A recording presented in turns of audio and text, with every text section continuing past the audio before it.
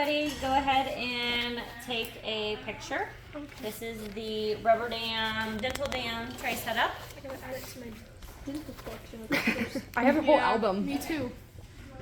Someone's smart. I should make a separate album. You should make a book.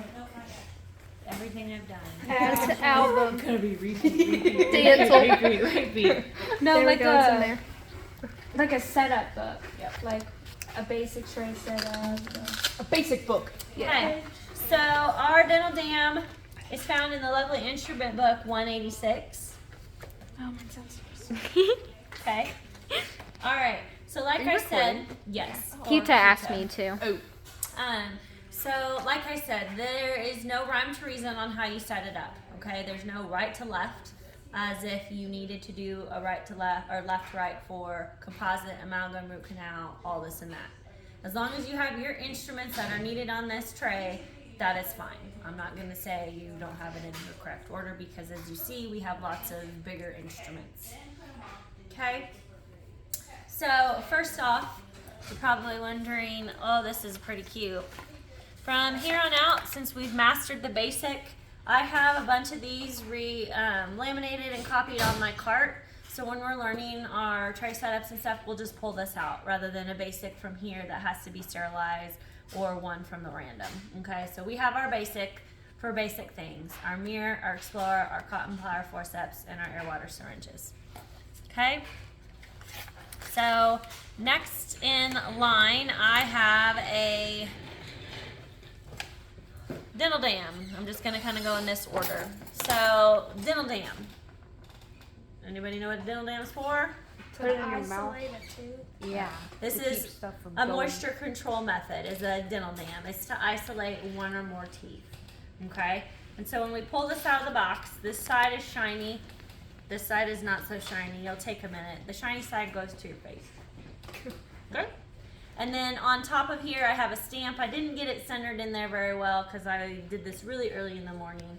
But that is our stamp, which is our template that shows us where to poke our holes, so we know what we're gonna poke through. Okay, so that is our dental dam. It is a moisture control to isolate teeth. Then we have our dental dam frame. This holds the dental dam on our patient's face. Okay, goes like this. Like a U. It doesn't go like this because then it's going to lay on their nose and it might suffocate them. Okay, like that. Then we have our dental dam punch. It's to punch holes in here. You will have to tell me each size and what they're for. Okay, so when you look at your dental dam punch, the biggest hole, number 5, that is for your clamp. Okay, as in this is the clamp. You gotta have a super big hole to fit that dam around it. So size hole 5, if you wanna write this down, I'd write this down. If you don't wanna write it down, you don't need to write it down. So 5 is for your clamp. The next one in line is 4, which is your molars. 3 is your premolars. I somehow lost my Oh no. Was it the black one that was on the counter way down there? 4 Yep, 4 is your molars. molars. 3 is your premolars, which is bicuspids is another word. I like to say bicuspids. Those are the same teeth. 2 canines. And then 2 is your canines and maxillary centrals and laterals. Okay. I'll write it down later.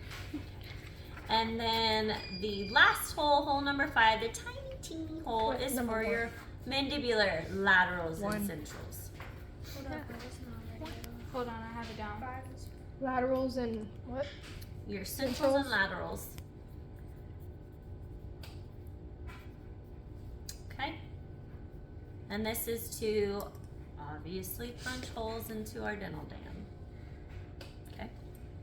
Then we have our dental dam clamp forcep. Okay. This is what places your clamp on the tooth, and then it also takes it off the tooth. Dental dam clamp forcep. Okay. All right. So This is our actual clamp. Okay. What do you think it's uses? To hold the tooth. hold- Close. This is what anchors your dam in the mouth, which fits on your tooth. It doesn't hold your tooth. Our bone holds our tooth. Close. Oh, I thought it would be like it, Yep. it like goes in between the tooth that you're working on.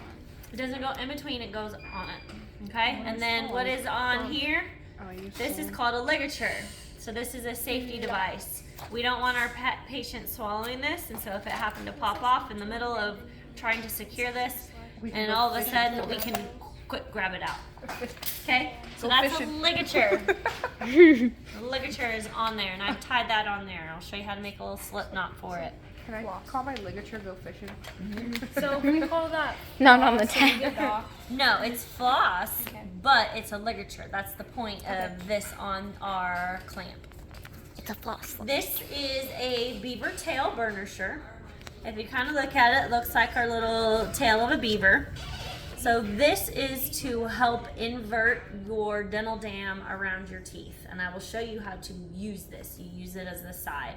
It's a very blunt instrument. It's not too pokey, so it's not going to puncture your dam. But this inverts, gotta write that down too.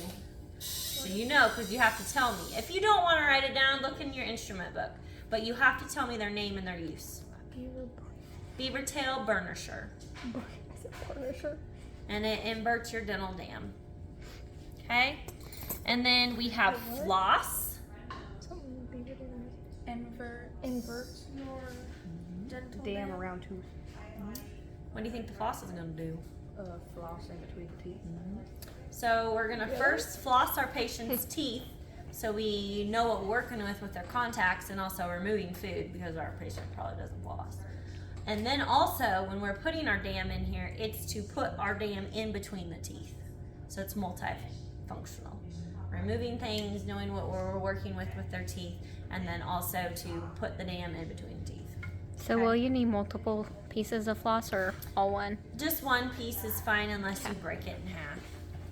And then you will have a pair of crown and bridge scissors. And this is to help with the removal of the dam when you're taking it off.